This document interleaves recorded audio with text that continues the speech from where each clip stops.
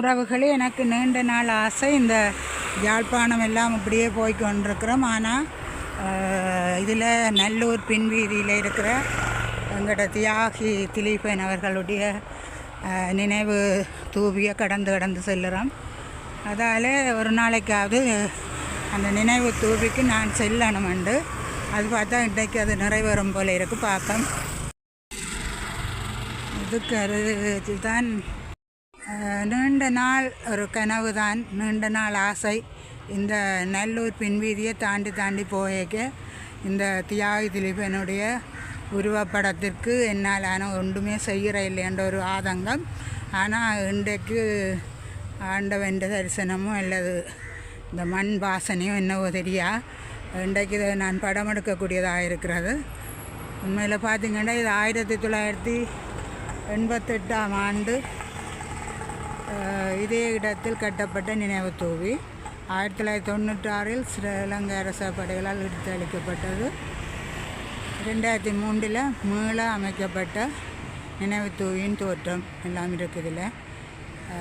உண்ணாவிரதமிருந்து நேற்று நல்லூரி வீதியில் அமைக்கப்பட்ட நினைவு கல்வெட்டு 2012ஆம் ஆண்டு டிசம்பர் ஸ்ரீலங்கா அரச படைகளால் எடுத்து அளிக்கப்பட்டது.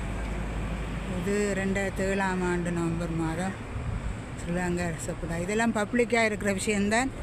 நான் இது என்னுடைய சேனலில் போட என்ன மாதிரி கருத்து வருதோ தெரியா. ஆனாலும் இது பொதுவாக இருக்கிற விஷயம். இது எதுவும் அரச சார்போ அல்லது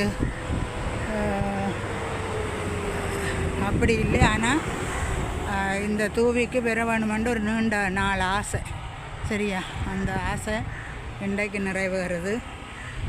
உள்ளே போய் பூத்து வெலாமண்டா தீபமேற்றி பூத்து வெலாமல் தெரியும். ஆனாலும் ஒரு ஆசை இருக்குது. யாராவது வந்தால் உள்ளே போகலாம். இது பார்த்தா உங்களுக்கு தெரியும், நல்லூர் பின்வீதியில் தான் இது அமைந்திருக்குது. இதை சுற்றி பார்த்தா தெரியும். இங்கால ரியோ க்ரீம் ஹவுஸ் இருக்குது. எல்லாருக்கும் இந்த மூலையில் இருக்குது, நல்லூர் பின்வீதி மூலையில். ஆகவே அவருடைய ஆத்மா வளத்துக்கு புறப்படுத்திருக்கும். அந்த வேலை ஒரு ஆத்ம சாந்தி நடந்திருக்கும். ஆனாலும் ஒரு நினைவு அஞ்சலியாக நான் இன்று அவரை நினைவு கூறுகின்றேன். நன்றி. இது எதுவும் ஒருவித சார்பானதும் இல்லை. எந்த கட்சியோ எந்த இயக்கமோ இந்த இதுவும் இல்லை. இது ஒரு சாதாரண ஒரு மனித ஜீவனுடைய இழப்பு.